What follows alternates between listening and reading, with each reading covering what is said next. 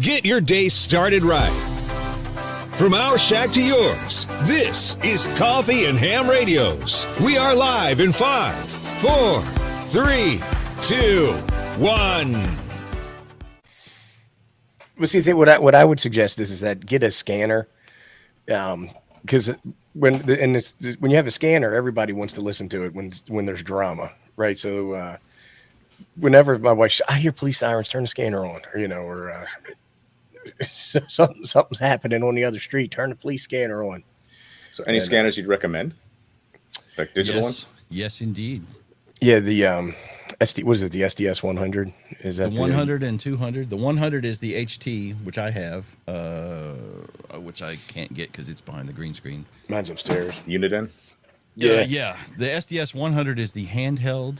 The SDS 200 is the base model. Tom, you can share that screen. They are expensive. But if you live in a metro area, which you do, they have the best multipath rejection of any of the P25 capable scanners.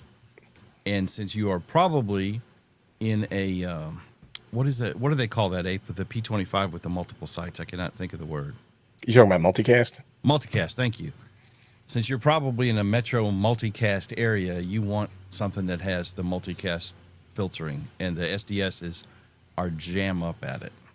Much better than anything else. So, like, if you have two, let's say, fire department repeaters close to you, but one's a little bit closer, and they both broadcast the signal at the same time, you're going to get overlapping, and you're going to get some interference. So, what these do is they reject that. The other one is the Uniden Home Patrol. It has a touchscreen interface that works out really well.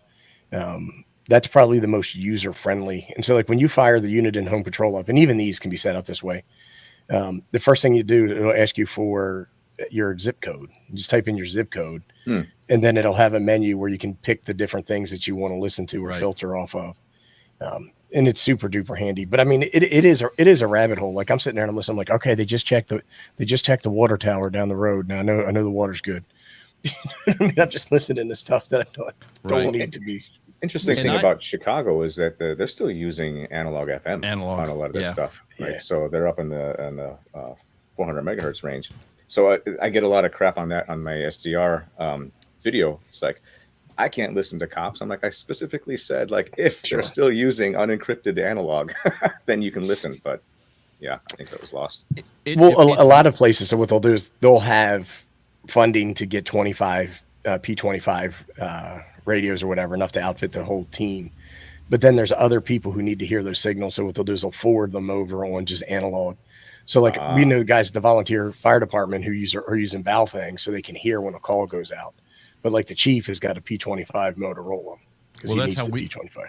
That's how we did it. The county got the county grant.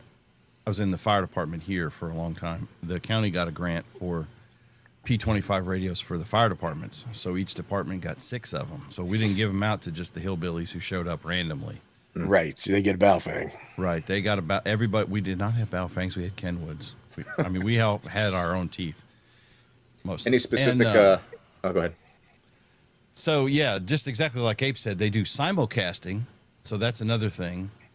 And then on P25, it's digital, just like Fusion. And it's actually P25 is a cousin to DMR and also to NXDN. They're all very closely related modes in the way they operate. And they're like second cousins to Fusion, basically. But then you can also encrypt P25 Phase 2, which is what the public safety people, some of them do. Right. Like here in Montgomery County, Montgomery City Fire Department, the fire department is fully encrypted with AES 256.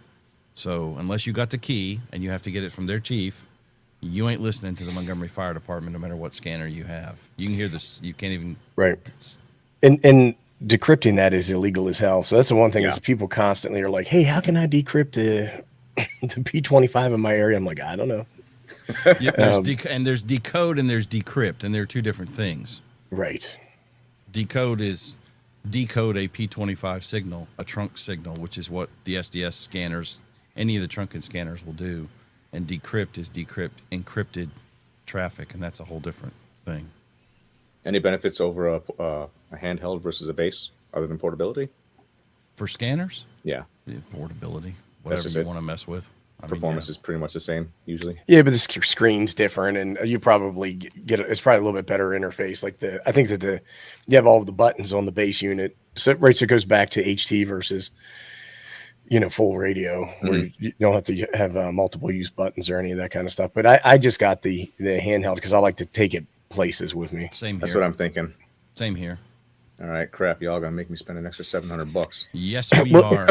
We'll see a lot of people, we'll talk about it. Like, well, I can get an RTL SDR for $25, and that's absolutely right. But whatever you set it up to, you have to then make that portable, right? And you have more stuff that can go. Like what I like about the SDS is it's instant on. I can just turn it on and then I'm in business.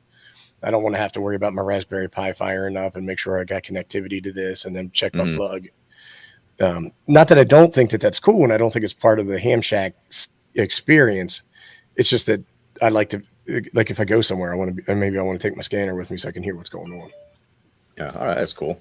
Vern asked a good question. If you buy a used Motorola P25 radio, if you buy any used radio, really, especially if you're going to get into P25, which tends to orient toward public safety, hams can use P25. We don't have P25 phase 2. We have P25 phase 1. Phase 2 is trunking, and hams don't trunk. But you have to be able to get programming software for it, and that can be kind of difficult. But Sideboom, Uber Geek there, Motorola has released a whole bunch of their older software, and by old I mean like Carter was president when some of that stuff was written, I think. Well, maybe just Reagan, I don't know, but yeah, you need to make sure you have programming software if you buy a used radio off of eBay. Just telling you. Got it. But yeah, the scanners are great. And on the same reason that Ape got his, I wanted one that was mobile. I have a base one here, but I wanted to have P25 in my truck, especially when I was still active in the fire department, so I could keep up with sheriff's office and fire calls and all that crap. Now, you can do P25 RX with the 70D, right? That's a little complicated. You're not listening to pure P25. You can use the P25 codec and talk basically P25 with a 70D, but you're not talking to P25. So in California, they made them go unencrypted? Yeah, it's weird because you'll see, like Tom, you mentioned this, and I'm going to get wrapped up, so just tell me to shut up if I go on too long. Shut up. Okay. It's weird across the country. So, like I said, Montgomery Fire is 100% encrypted, it's a fire department for crying out loud. It's not like it's a secret. And people will say, the people who don't know will go, well, it's because they use a HIPAA violation, give out medical information. I was in the fire department for 27 years. I don't go, well, Tom has a drippy, and it's because he was with that girl. We don't talk about all that crap on the radio anyway. BS. We don't. So, like, I heard stuff like, we pulled over Big Alabama Jim driving down here. He had a Batman costume, and and they start putting all this stuff. That's not HIPAA. That's not HIPAA. He was only wearing oil and a Batman costume. And like That's I not hear HIPAA. that stuff all the time. They'll give out like license I plate didn't numbers say and they don't addresses. talk crap. I just said we don't. Ain't no fire department talks HIPAA stuff over the radio generally. I mean, almost never. Jim Anyway, Montgomery Fire. Fashionable East Pint Lala. That's right. Montgomery Fire is 100% encrypted, but then you'll see major city agencies like Chicago that has at least 2 or 3 main dispatch channels completely in the clear. Probably a lot of the TAC channels are encrypted P25 or something, but Montgomery County, when they went P25, they just had P25, and the county sheriffs, county fire departments, all that stuff, they're all unencrypted, but P25 and simulcast for the fire departments, FM and P25. Huh? Because it varies all over the country.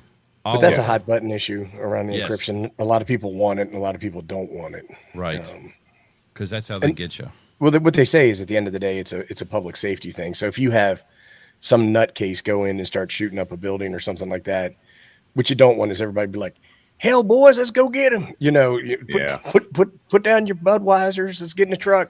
And I will not tell you that doesn't happen, because it happened here. We had a local Karen housewife of a related to the fire department who had access to P25. Well, actually, she has scanner, and she was Facebook shit posting in real time as the sheriff's office is out doing stuff. Oh, they're out on a manhunt right now on Union Academy Road. We need to make sure and clear the area. I'm parked at the end. I mean, I'm like, oh my God. Well, they were also saying in some of the cities where the police traffic is sent over analog, like we were saying, like 440 megahertz, somewhere right around there, that the street gangs and stuff like that were buying Balfangs and they could listen to police activity. Gangs were interfering with Chicago radio at one point. They were just, keying up transmitter, hot micing for a long time, and it was a big issue. Which is weird that I find that we make ourselves susceptible to that kind of interference, right? Some dude with a Baofeng on a roof. Well, in public safety, that's one of the reasons they're moving to P25. And the reason they're not is because of the cost, because a P25 radio is a whole lot more expensive than an FM radio. And the ones that Montgomery was buying, the low end ones were $1,000. The ones that they were handing out were $3,500 a piece. No kidding. Damn. Right. So that's why it was a big deal when we got the grant to get them. But the thing is with P25 Phase 2, not only is it trunking, but you have to be put in the system by the system manager to talk on it. So it eliminates anybody being able to interfere. Now, the scanner will still pick it up, but to key on the system, I can buy all the P25 radios I want, but unless the system manager puts my radio in their system, it'll never key up. Ah, interesting.